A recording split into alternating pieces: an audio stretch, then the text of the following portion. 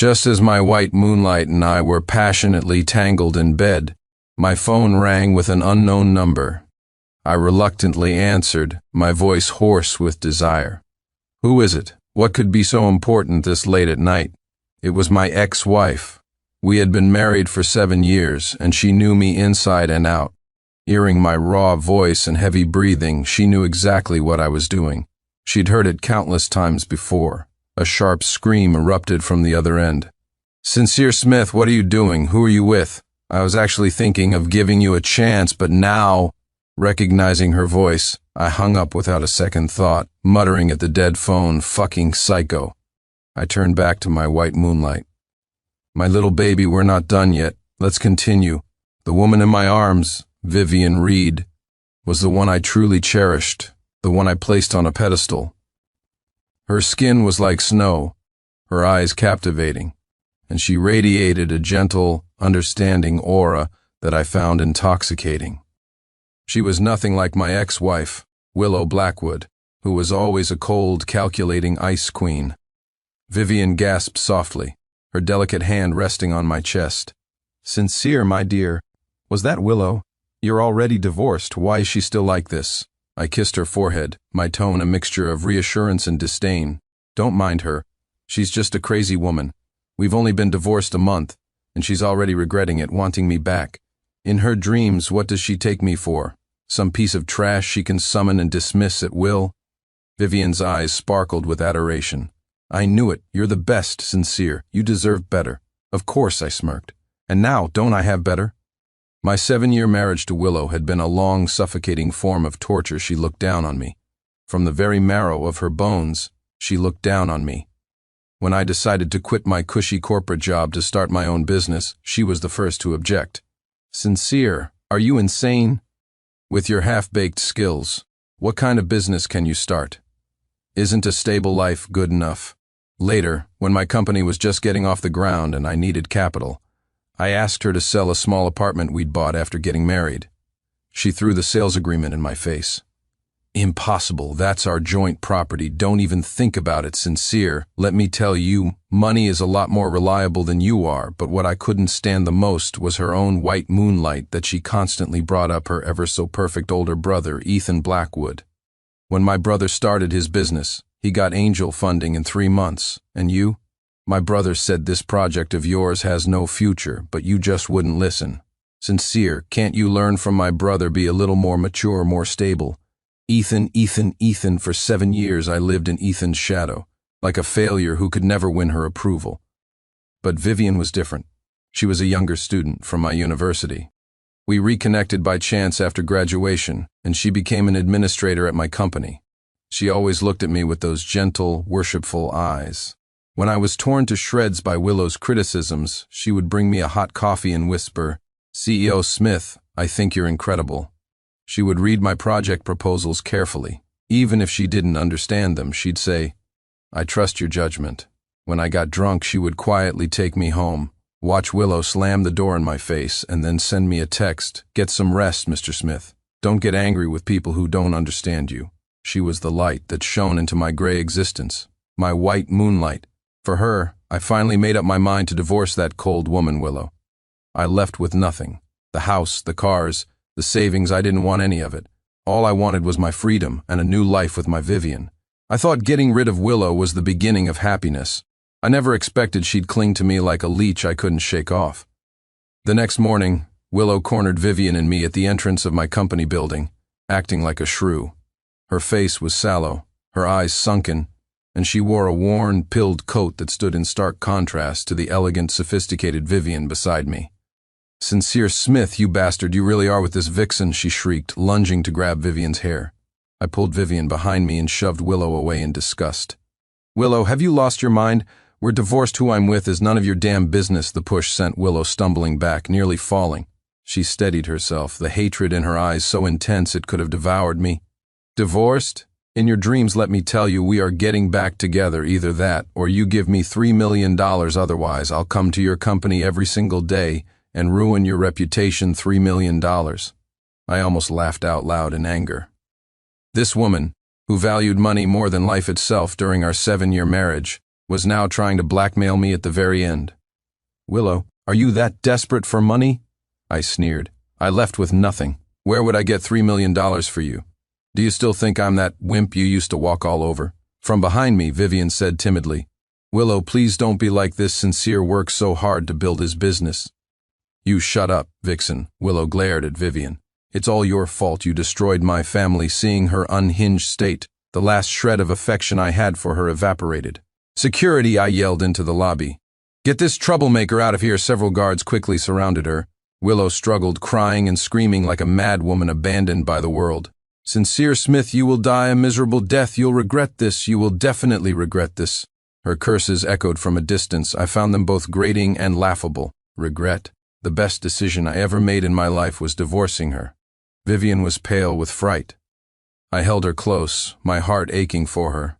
"Don't be scared, baby. I'm here." Vivian leaned against my chest, her eyes red. "Sincere, did I cause trouble for you?" "Willow," she seemed so agitated. "It has nothing to do with you. She's the one with the problem." I comforted her. "She just can't stand to see me happy and wants to extort some money. We're already divorced." "Does she really think she still has any hold over me?" Back in my office, Vivian made me a cup of tea and analyzed the situation in her soft voice. "Sincere, I think Willow might just feel bitter. You were together for 7 years after all. Now your career is taking off, and she's left with nothing. Women can be very jealous sometimes. Why don't we give her a little money?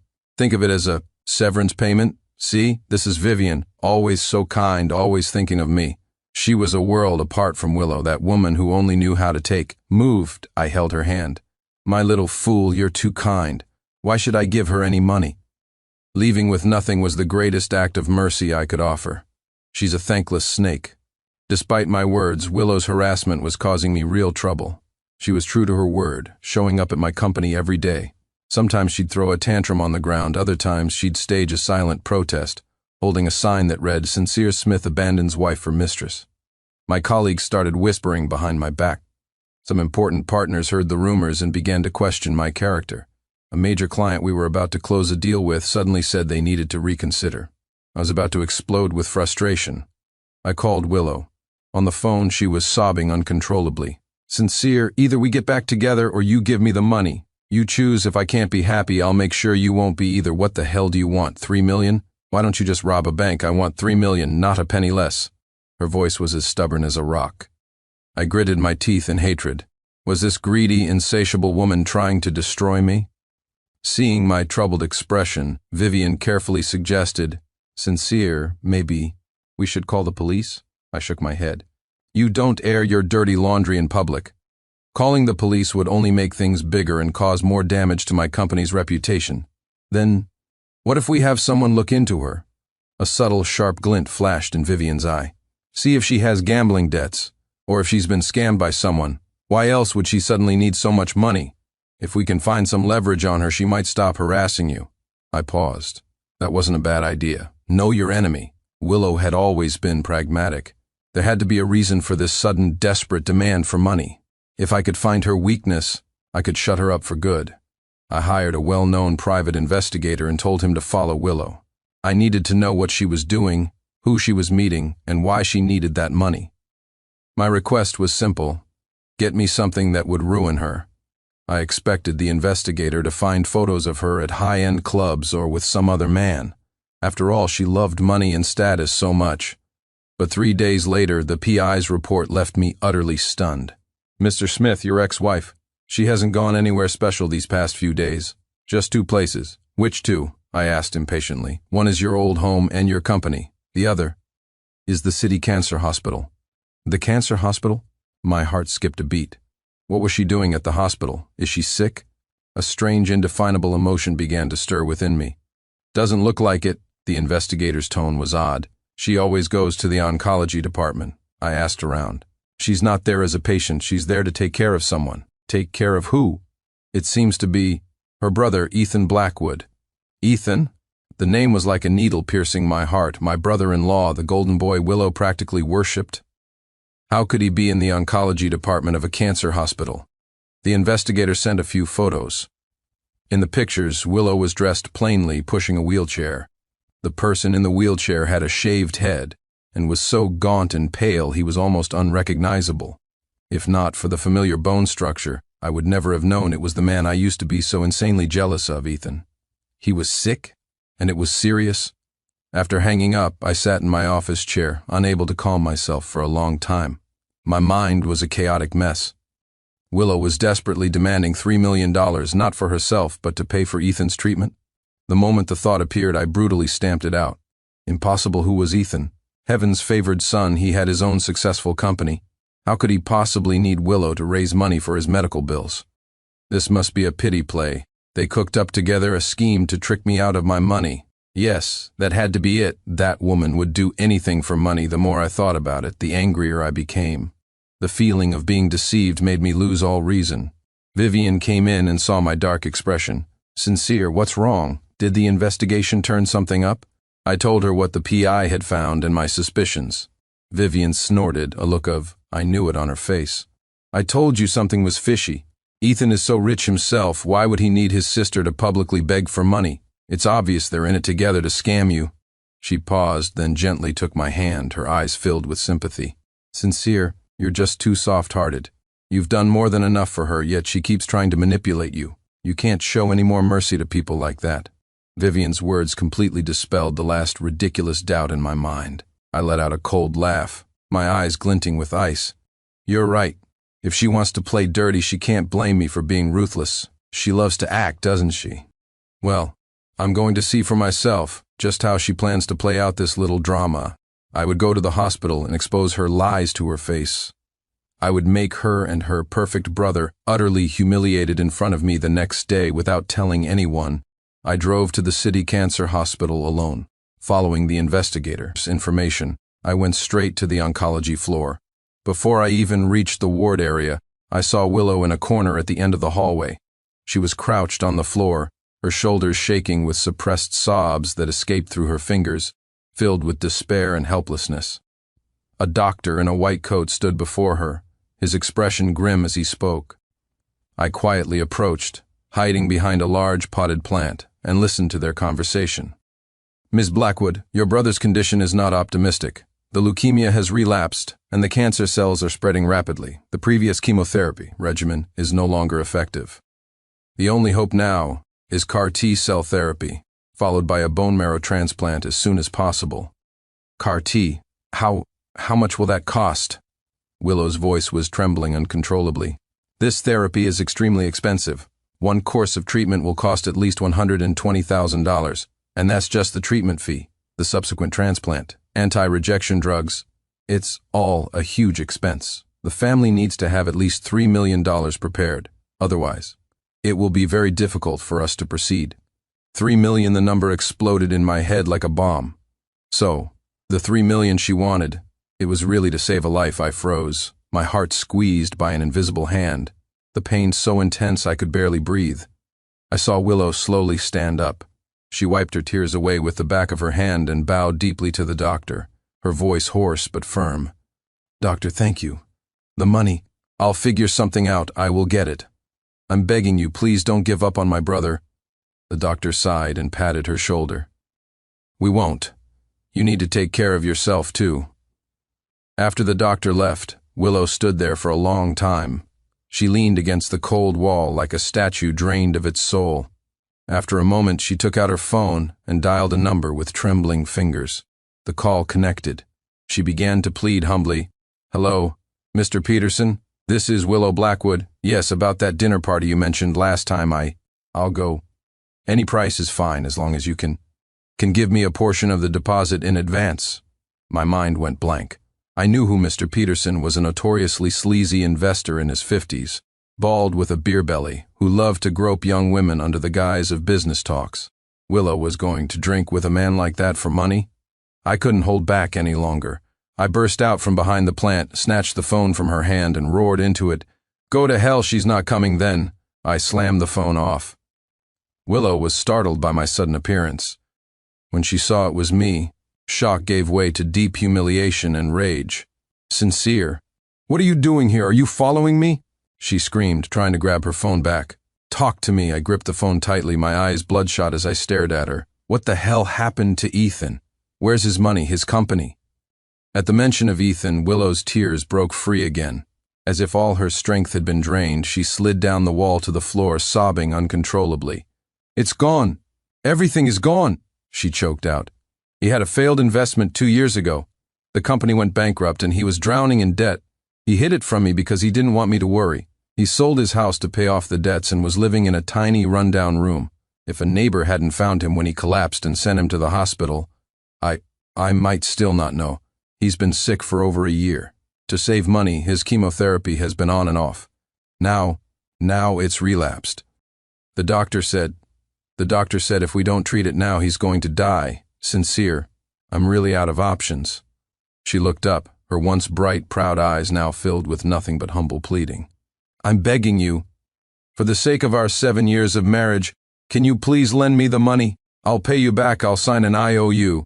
I'll work like a slave to pay you back." My heart felt like it was being pierced by 1,000 needles. So this was the truth.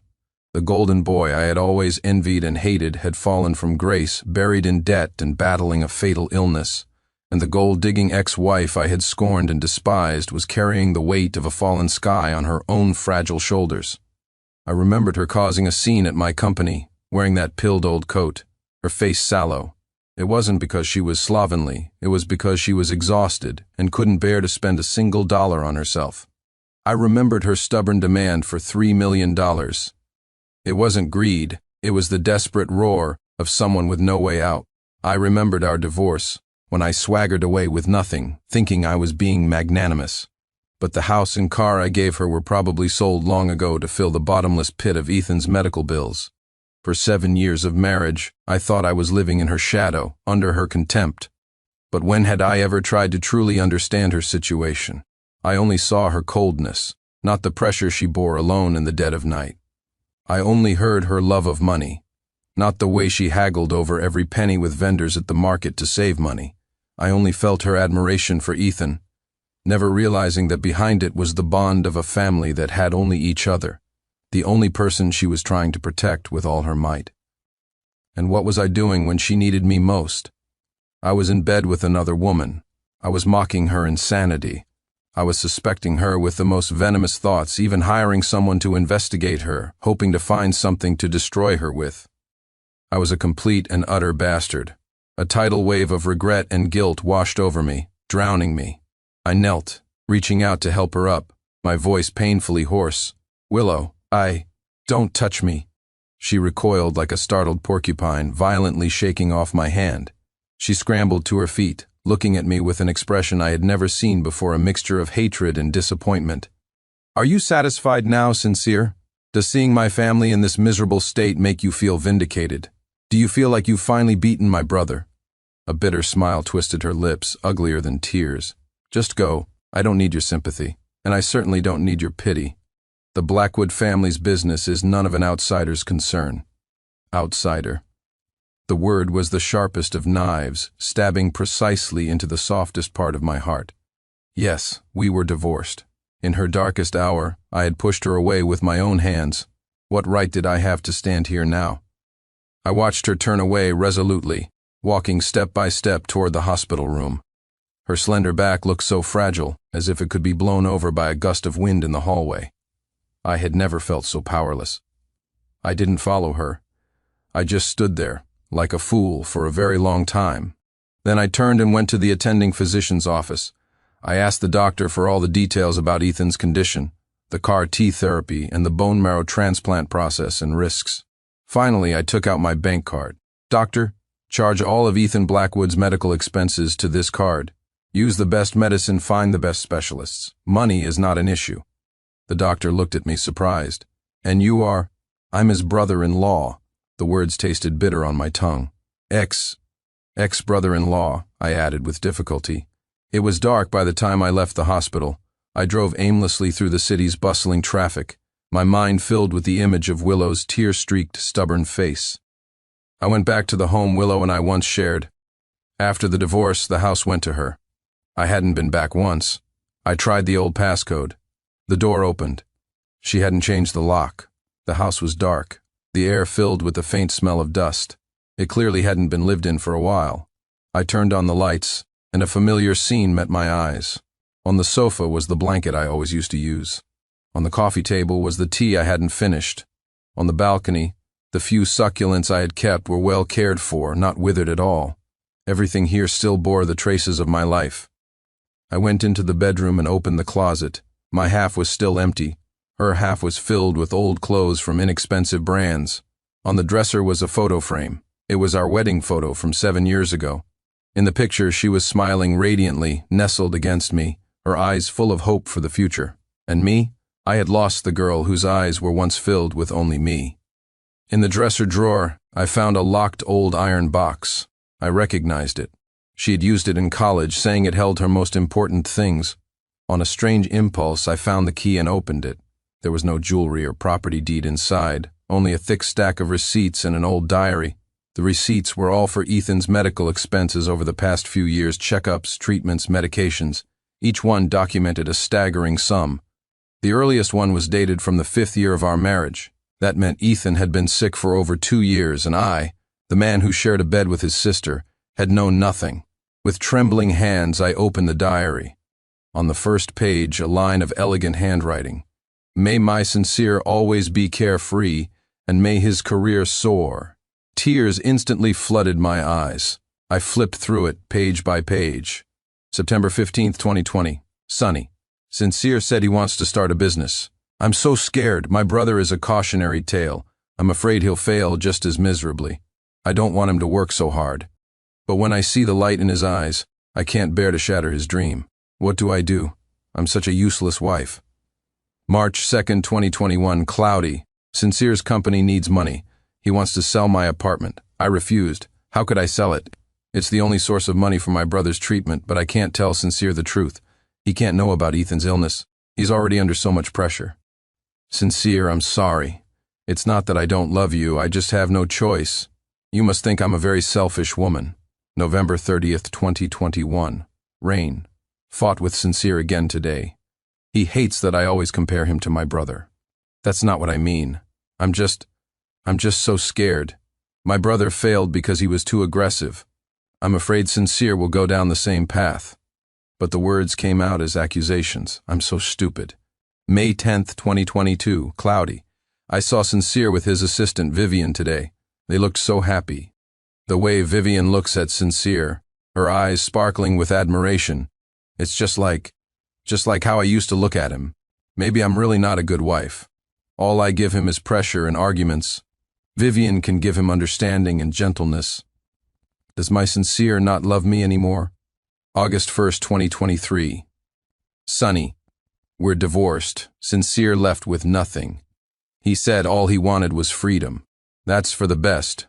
This way he won't be dragged down by me anymore. The money from selling the house and car should last for a while. Sincere, I wish you happiness. I hope that girl Vivian can love you well for me. September 5th, 2023. Rain. My brother's illness has relapsed. CAR-T, $3 million. It feels like a mountain crushing me. I have no other choice. I have to go to Sincere. I know I'm being shameless, despicable, but besides him, I don't know who else to turn to. I'm sorry, Sincere, forgive my madness. I just want my brother to live.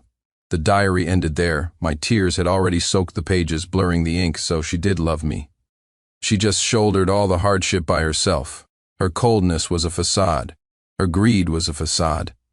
All her looking down on me was born from fear that I would repeat her brother's mistakes. She was the one who loved me down to the dust, and I had personally pushed her into the abyss. Just then my phone rang. It was Vivian. Her cloying voice came through the receiver. Sincere, where are you? I couldn't find you all day. I miss you so much. Hearing that voice, which I once found so comforting, now only made me feel sick. I even began to wonder, did Willow and I end up here just because of Ethan's illness? Or did Vivian play some kind of sinister role in all of this?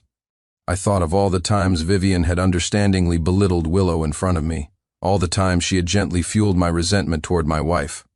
Was she really as innocent and pure as she appeared? A huge, terrible idea began to form in my mind. I spoke into the phone, my voice as cold as ice. Vivian, I need to ask you something, and you have to answer me honestly. What is it, Sincere? You're scaring me. Do you know a man named Julian Vance? I asked, word by word. The other end of the line went dead silent. After a full 10 seconds, Vivian finally answered, her voice trembling with panic. "No, I don't know him. Who's that? Why are you suddenly asking about him?" She was lying. I could hear the guilt in her voice. My heart sank completely. Julian Vance.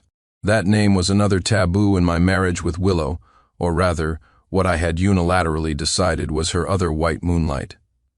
Julian was Willow's senior in college and her first love.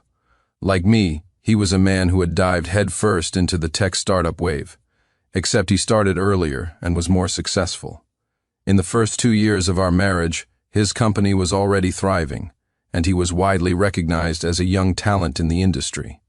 More than once, when Willow was watching financial news and saw Julian, I had caught a complex, fleeting glint in her eyes. I had interpreted that glint as regret and what if. I was consumed with jealousy. I always felt that in Willow's heart, I could never compare to her perfect brother, nor could I compare to her successful first love. 3 years ago, Julian died in a car accident. I remember it clearly. That day, Willow locked herself in her room and cried all night. I asked her why she was crying. She just said a friend had passed away and she was sad. I didn't believe a word of it. A friend? More like an old flame. From that day on, the name Julian Vance became a thorn in my side. I was convinced he was the white moonlight she hid in her heart. All her dissatisfaction with me stemmed from comparing me to that dead, perfect first love. And why did I suddenly ask Vivian if she knew Julian? Because, just moments ago, as I was looking through Willow's diary, a small photograph had slipped out from between the pages. It was a group photo. The background was the university gate. There were many people in the photo, but I recognized 3 of them at a glance. A young, vibrant Willow, a dashing, confident Julian Vance, and standing next to Julian, smiling shyly and adoringly, was Vivian. They had known each other all along, and Vivian, from the first day we reconnected, had never once mentioned that she knew Willow or Julian. She had played the part of a simple junior from my university who knew nothing about my past. If there wasn't something deeply wrong with this picture, I would eat my own head. I hung up on Vivian and immediately called my private investigator. "I need you to investigate 2 people for me, Vivian Reed and Julian Vance. I want everything on them, especially their relationship. The faster the better. Money is no object. Waiting for the results was an unprecedented form of torture." My mind played back a movie, scene by scene, of every moment since I had met Vivian. She said she admired me. She said she believed in me. She said Willow didn't understand me. She appeared at my lowest point, using precisely targeted gentleness to break down my defenses, making me worship her as my white moonlight, willing to abandon my wife for her. Was all of this really just a coincidence? 2 days later, the investigator called. "Mr. Smith, I found what you were looking for, and this whole thing is a lot deeper than you think." The investigator sent a detailed report. I opened the email and read it, word by word. With every line I read, my heart grew colder. By the end, my blood had turned to ice. The report stated it clearly. Vivian was indeed Julian and Willow's junior in college, but she wasn't just a junior.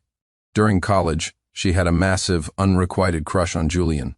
But Julian only ever had eyes for Willow. After graduation, when Julian started his company, Vivian fought tooth and nail to get a job there, becoming his assistant. She stayed by his side as his confidant, even after his accidental death. But what truly sent me into a frozen abyss was the second half of the report. The core technology Julian had built his company on was an intelligent risk control system called Aegis. The system was far ahead of its time, and was the lifeblood of his company. After Julian's death, his shares were diluted by his partners. The company eventually went bankrupt, and the source code for the Aegis system vanished. And my company, my current flagship product, was an intelligent risk control system. Although I believed I had developed it independently, several of the core algorithm modules were, in fact, purchased for a small sum from a tech forum in the early days of my startup. At the time, I thought I had struck gold, assuming it was some unfinished work leaked by a programming guru. Thinking back now, the investigator's report included a technical comparison analysis. My product's core algorithms had a 90% similarity to Julian's Aegis system, and back then, the only person besides Julian who knew all the technical details of the Aegis system was his most trusted assistant, Vivian, All the pieces snapped together in that instant. I had been played for a fool, a puppet on a string. The truth was far uglier and more cruel than I could have imagined. Vivian had approached me not out of love or admiration. From the very beginning, she was a calculating avenger and a predator. Julian was dead. She couldn't have him, so she decided she would have his legacy. She stole his core technology but lacked the ability to commercialize it herself. So, she chose me, because my field of expertise was closest to Julian's. And because I was the husband of the only woman Julian had ever cared about, Willow. She lay in wait, meticulously planning every step. On one hand, she pretended to accidentally leak the core code to me, pieces that seemed unfinished, luring me in to help her carry forward Julian's technological achievement. On the other hand, she constantly fanned the flames, sowing discord between Willow and me, amplifying my jealousy and dissatisfaction, until she successfully destroyed my marriage. 2 birds with 1 stone. She used me to realize Julian's business ambitions, fulfilling her twisted sense of inheritance. And she got her revenge on Willow, stealing her husband and leaving her with nothing. How vicious, how utterly evil. I thought Vivian was my white moonlight, my guiding light. I never knew she was the devil in an angel's mask, hidden in plain sight. I thought Julian was Willow's white moonlight, the third person in my marriage. What a joke, utterly laughable. The real obstacle in my marriage was never a dead first love or a sick brother. It was a scam, an elaborate conspiracy orchestrated by Vivian from start to finish, spanning years. So what if she has a white moonlight? I have one too. I had once said that to Willow, gloating. Now, those words slapped me across the face, louder than any sound. My white moonlight was a venomous, backstabbing liar. And for this liar, I had thrown away the only woman who had ever truly loved me, who had silently given everything for me. I was filled with hate. I hated Vivian for her wickedness, but I hated myself even more for my stupidity. I gripped my phone, my knuckles white from the force, veins bulging on the back of my hand. A storm of rage and regret raged inside my chest, threatening to burn me to ashes. Vivian, I called her, my voice devoid of any warmth. Come to my place, the one I used to live in with Willow. Now, immediately. Sincere? Vivian's voice was tinged with confusion and unease. What's wrong? Your voice sounds terrifying. Isn't our new place nice? Why go back to that jinxed apartment? Cut the crap, I interrupted her harshly. I'm giving you half an hour. You'd better not keep me waiting. After hanging up, I sat on the sofa in the dim living room, silently waiting for my prey to walk into the trap. I placed Willow's diary and the iron box full of medical bills on the coffee table, in the most conspicuous spot. Next to them, I laid out the printed report about her and Julian. Half an hour later, the doorbell rang. I opened the door. Vivian stood there in a designer dress with flawless makeup, carrying the latest Hermes bag, a radiant smile on her face. Sincere, what's all this mystery about? Her words died in her throat as she saw the items on the coffee table behind me. Her smile froze instantly. The printed report, and especially the photo of her with Julian and Willow, made her pupils contract violently. The color drained from her face, leaving it a ghastly white. What is this? She asked, trying to stay calm, but her trembling voice betrayed her. I didn't answer. I just slammed the door shut with a loud bang and advanced on her, step by step. My eyes must have looked like those of a demon crawling out of hell. Vivian backed away in terror until her back hit the cold wall, with nowhere left to run. Sincere, what are you doing? She stammered, horrified. What am I doing? I laughed, a sound filled with cold-blooded murder. Vivian, I should be asking you, what have you been doing? I shot my hand out, grabbing her by the throat and slamming her against the wall. The force was so great that her face immediately turned red, and she began to cough and struggle violently. You've had a great time playing pretend all these years, haven't you? I stared into her eyes, asking word by word. Watching me dance like a fool on your strings, did it give you a great sense of accomplishment? Cough, Sincere. What are you saying? I don't understand, Vivian gasped, tears welling in her eyes as she tried to use her damsel in distress act to fool me one last time. But this time I wouldn't fall for it. Don't understand? I tightened my grip. Julian Vance, the Aegis system. Do I need to remind you further? At those 2 keywords, Vivian's body went rigid. All her struggling ceased. The feigned weakness and fear in her beautiful eyes vanished, replaced by a venomous hatred and madness. The act was over. Hey, she suddenly started laughing, a sharp, shrill sound. So you finally found out, Sincere? And here I thought you could stay a fool for the rest of your life. Why? I roared, my hand on her throat trembling with rage. Why would you do this? Why? Vivian's gaze turned incredibly malevolent.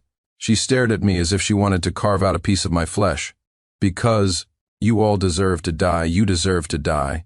And that bitch Willow deserves to die even more. If it weren't for her, Julian would never have died. I loved him for so many years. I stood by him for so many years, but his heart was always full of that woman, Willow. Even when he died, the most important part of his will was left to her. Why? And you? Her gaze shifted to me, filled with contempt and disdain. What are you? A mediocre, stupid, arrogant failure. What gave you the right to marry Willow? What gave you the right to be so happy? I wanted to destroy you both. I wanted to take everything from Willow, her man, her family. I wanted to crush them with my own hands. Julian's technology is the greatest masterpiece in the world. It shouldn't have been buried with him, and it certainly shouldn't have gone to that bitch Willow. Only I am worthy of inheriting his legacy. You were just a tool I chose. A rather convenient one at that tool. The words stabbed my heart. So, while I was worshipping her as my white moonlight, in her eyes I was nothing more than a disposable tool. The immense humiliation and fury made me lose control. I'll kill you, I screamed, my grip tightening. Vivian's face was turning purple, her eyes rolling back. Just as I was about to kill her, an image of the first page of Willow's diary flashed in my mind, the line, "May my Sincere always be carefree." My sanity returned at the last second. I abruptly let go. Vivian slid down the wall like a pile of rags, gasping for air, coughing and laughing hysterically. What? Lost your nerve? You coward, you're nothing but a coward. You can't beat me, she shrieked madly. Sincere, do you think you've won? Let me tell you, you've lost everything for me. Your tool, you threw away the person you loved most. You deserve to live in regret for the rest of your life. I looked at her face, twisted by madness, and the murderous rage inside me was replaced by a bone-deep coldness. Killing her would be too easy. I would make her pay the most painful price for everything she had done. I would ruin her reputation and leave her with nothing. I would make her live out the rest of her days in despair and shame. I took out my phone and dialed 911. Hello, 911? I'd like to report a crime. There's been a severe case of corporate espionage and fraud at XX address. I have all the evidence. Then, I made another call, this time to the editor-in-chief of a well-known financial media outlet. Hello, Mr. Lee. This is Sincere Smith. I have a big story for you regarding the theft of the late genius Julian Vance's core technology. The main culprit is my assistant, Vivian Reed. Yes, the evidence is solid. I'll send it to you right away after making the calls. I looked down at Vivian, who was still crumpled on the floor. My voice was terrifyingly calm. You wanted to inherit Julian Vance's legacy, didn't you? Fine. You can go inherit it in prison. Vivian's laughter stopped abruptly.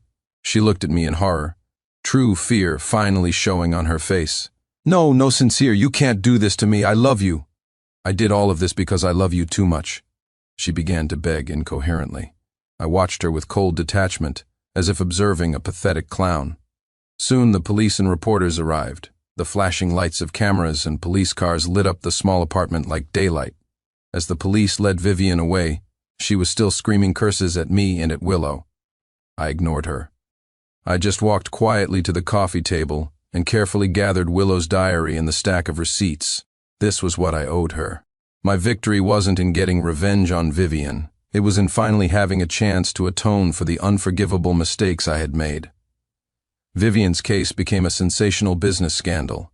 Theft of trade secrets, malicious investment guidance, fraud. With multiple convictions, she would spend the best years of her life behind bars. As for me, the victim and the whistleblower, my company's reputation took a hit. But after some crisis management and a sincere effort to compensate and reconcile with Julian's former partners, I gained a strange sort of respect in the industry for my decisive, righteous betrayal. Many called me a ruthless man. Only I knew I wasn't ruthless. I was just a coward who had made a colossal mistake and was desperately trying to atone for it. After cleaning up the mess at my company, the first thing I did was go to the hospital. I didn't go to see Willow directly. I was afraid she wouldn't want to see me. Through the doctor, I anonymously transferred another $2 million into Ethan's account. Combined with the previous million, the $3 million for his treatment was covered. At the same time, I used all my connections and resources to frantically search for a bone marrow match for Ethan, both nationally and globally. My efforts paid off. Half a month later, good news arrived. A highly compatible donor was found in the National Bone Marrow Registry. The surgery was scheduled immediately. On the day of the surgery, I didn't go to the hospital. I just sat in a coffee shop downstairs from my office all day, from dawn till dusk, drinking cup after cup of cold, bitter coffee.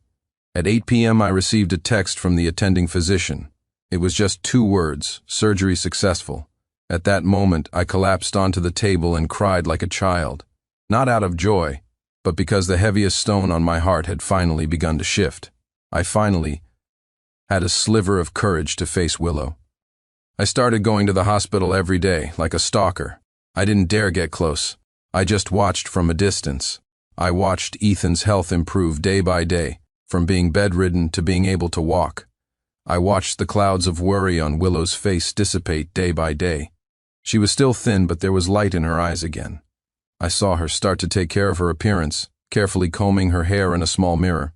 I saw her occasionally sitting on a bench outside the hospital room, basking in the sun, a faint smile playing on her lips. It seemed like she was slowly climbing out of the dark swamp, and I, the culprit who had pushed her in, could only watch like a pathetic voyeur from afar, humbly sharing in the tiny fragments of her happiness that had nothing to do with me. I transferred a lot of money into her account. She returned every last cent. The note attached had only 2 words: thank you, polite and distant. I understood. She would only accept the money that was for saving a life. She didn't want anything else from me. We had reached an unspoken agreement. I would atone, she would accept, and then we would owe each other nothing. On the day Ethan was discharged, I went to the hospital. I bought a large bouquet of carnations but left it in the car, ultimately lacking the courage to give it to them. I saw Willow helping Ethan as they walked out of the hospital entrance, brother and sister laughing and talking. The sunlight shone on them, warm and piercing. Ethan looked like he was recovering well. Though still thin, he was in high spirits. He seemed to say something to Willow, and she looked up, her gaze inadvertently sweeping in the direction of my parked car. Our eyes met for a fraction of a second. I saw the smile on her face falter slightly. Then, she calmly looked away, as if she had just seen an insignificant stranger. My heart in that instant felt empty. I knew it was truly over between us. 7 years of love buried by my own hands. The hurt I caused couldn't be erased with a simple, "I'm sorry." Some mistakes once made last a lifetime. I sold my company. Although the company had stabilized after the scandal, seeing the core code was a constant, stabbing reminder of my own foolishness and what I owed Willow. I sold it to a reliable competitor, ensuring all employees kept their jobs. A portion of the money went to compensate Julian's family. With the rest, I established a leukemia relief fund in Willow and Ethan's names. Then, I left the city that was filled with my regrets. I traveled to many places, trying to wash away my sins with new landscapes, but it was no use. Everywhere I went, my mind was filled with Willow. Her smile as she looked at me at our wedding, the way she would cover me with a blanket late at night, her broken sobs in the hospital hallway, and the final, calm stranger's gaze she gave me. Love, hate, regret, remorse. These 4 emotions gnawed at my heart day and night like venomous snakes. I quit smoking and drinking. I started reading, working out, trying to become the kind of man Willow had hoped for in her diary, but I knew I no longer had the right to stand before her ever again. Epilogue. 2 years later. I opened a small bookstore in a quiet riverside town, living a tranquil life. One afternoon, the sun was shining and the store was empty. I sat by the window, organizing new books. The wind chime on the door jingled. I looked up out of habit and said, "Welcome."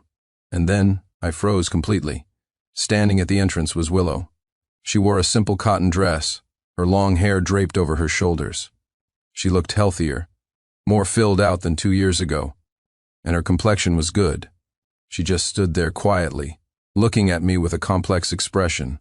There was surprise, relief, and a hint of something else I couldn't decipher. My heart skipped a beat. My mind went blank, and all words caught in my throat. She was the first to speak, her voice soft but clear. "Long time no see, Sincere." "Long time no see," I heard my own dry voice reply. What are you doing here? My brother has recovered well. He's opened his own studio now, creating cultural products," she said, walking slowly into the store, her eyes scanning the shelves. "He said the local handicrafts here are very unique and asked me to come and scout. I didn't expect to run into you." "Oh, that's great," I answered awkwardly, not knowing what to do with my hands and feet. An uncomfortable silence fell between us. Finally, I broke it. "I'm sorry." I had owed her those 2 words for far too long. Willow flinched slightly. She didn't look at me, instead picking up a book of poetry and gently tracing its cover. After a long moment, she said softly, "It's all in the past." Yes, it was all in the past. For her, the suffering, the pain, it was all over. But for me, the regret would follow me for the rest of my life. She browsed for a bit, chose 2 books, and came to the counter. "How much?" "It's okay, they're on me." "Business is business," she insisted, pulling 2 bills from her wallet and placing them on the counter. "A clean transaction is better. A clean transaction." I understood what she meant. Between us, all debts had been settled. I silently took the money and gave her the change. She took it and turned to leave. Just as she reached the door, her hand about to touch the handle, she stopped and looked back at me. The evening sun shone from behind her, outlining her in a golden halo. "Sincere," she said, looking at me. There was no hate in her eyes, nor was there love, just a faint water-like calmness. Thank you for saving my brother, and thank you for letting yourself go." With that, she gave me the faintest of smiles. Then she turned, pushed open the door, and left. The wind chime rang again, crisp and clear. I stood there, watching her disappear into the bustling alley, and tears finally streamed down my face. I knew that smile was her final, most merciful judgment on me, the sinner. She had forgiven me, not so we could get back together, but so she could truly let go of the past and walk into the future. And my future? Perhaps it was to guard this little bookstore, to live with this endless regret, and to grow old alone. I once thought Vivian was the light that shone into my life, the white moonlight I had always yearned for. Only at the very end did I finally wake up. The one true, bright moon of my life had been shattered by my own hands, never to be whole again. So what if she has a white moonlight? I have one too. Yes, I did. I just lost her.